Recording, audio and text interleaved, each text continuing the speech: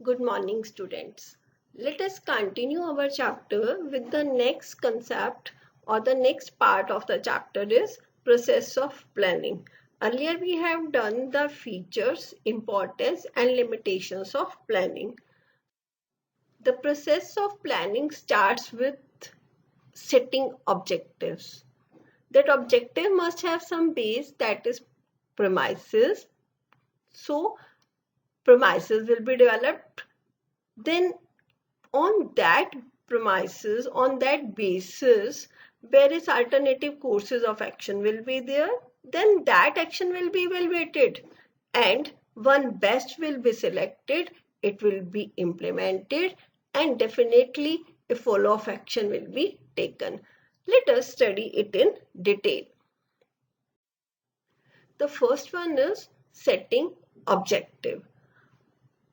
We are doing planning. That means why we are doing planning? Because we have to achieve the organizational goals, because we are doing the management, and management is the art of getting things done through the efforts of others.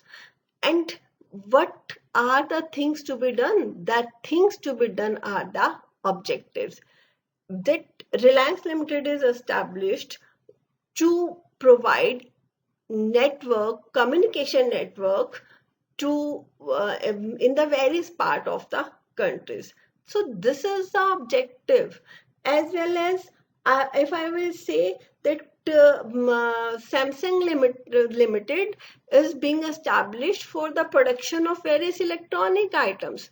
So first and foremost step in an business organization is to set the objective, and definitely these plans are to be done for the achievement of these objectives, and no doubt it should be clear to each and everyone.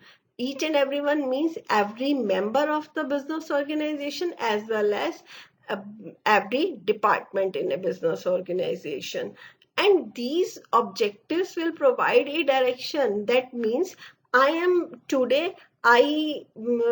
present in the business organization, means I have joined the business organization, and the concept is I must know ना कि मुझे करना क्या है.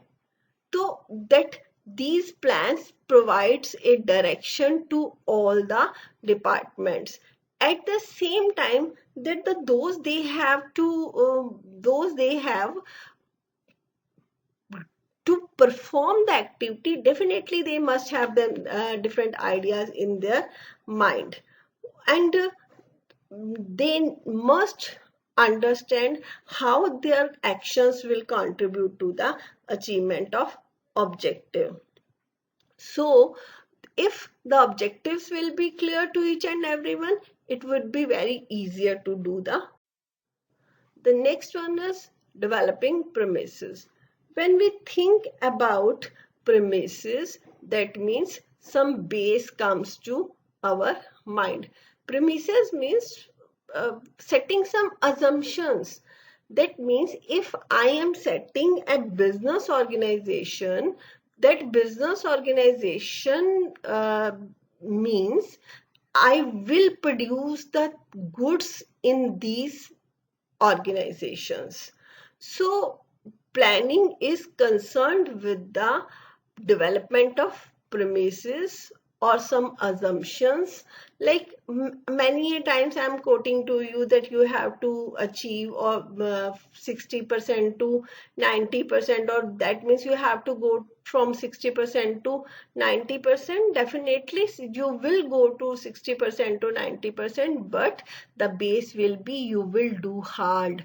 Whatever shortcomings are there in your behavior, you will improve these shortcomings, or you will practice more. So in this way you will achieve 90% marks. So business organization, if it assumes that they have to distribute that electronic items, or they have to produce the electronic items for the consumption in country, so they have to assume that yes, they will arrange the raw material, they will arrange the resources, human being will be employed, all will be there. So every manager should follow these assumptions. Now, when the objectives are set as well as premises are fixed, that means assumptions are made, then the next step will be how the work will be completed, how the objective will be completed.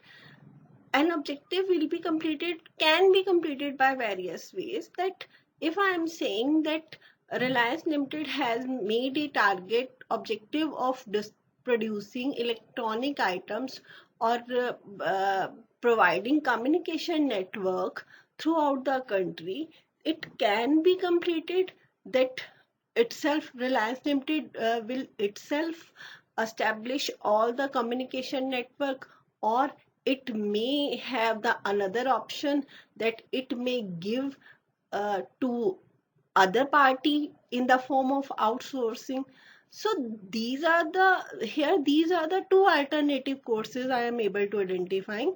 There may be another one alternative course of action. So every business organization, for the completion of objective, they have to identify courses of action. And while one thing more to be considered, that while identifying alternative courses of action, that everyone or most of the people should be involved, because when they will share their ideas, हो सकता है कि कोई innovative idea निकल कर किसी के दिमाग से आ जाए. So more and more alternatives should be generated. But blindly we don't have to follow these ideas or alternatives. We have to evaluate these ideas, that which one will be better. Take one idea, weigh its pros and cons, means एक idea लो, उसके plus points minus points को study करो. After plus studying plus and minus points, that means after studying pros and cons of each alternative, might be use various methods for it. Maybe risk return relationship, maybe calculation in the form of earnings, and so on, and choose the best alternative. Choose the best alternative. When the best alternative will be chosen, now the question is, alternative 1 is best according to me and according to you, that alternative 2 is best. In what is to be done in that way, that some calculations to be made, as well as some that calculations to be made in the sense of objectives. In relation with the objectives, some permutation and combinations are to be made. After that, implement that plan. Do whatever you have selected, whatever you have decided. So arrange resources for that. Definitely you have to arrange resources for that, then you will be able to implement the plan. And next is, while implementing or after the implementation, see that you are, whatever you have planned, that you are able to do, that you have done. If you have not done accordingly, you will not be able to achieve your plans. So take the follow up. What are the shortcomings? What are the deviations? If you are able to find out the deviations, then again you have to plan for the removal of these deviations. Remember, follow up is the most important step in the process of planning. If you will not find out the deviations or shortcomings, then you will not be able to complete your plan in effective and efficient way. So it's all for the day. Thank you.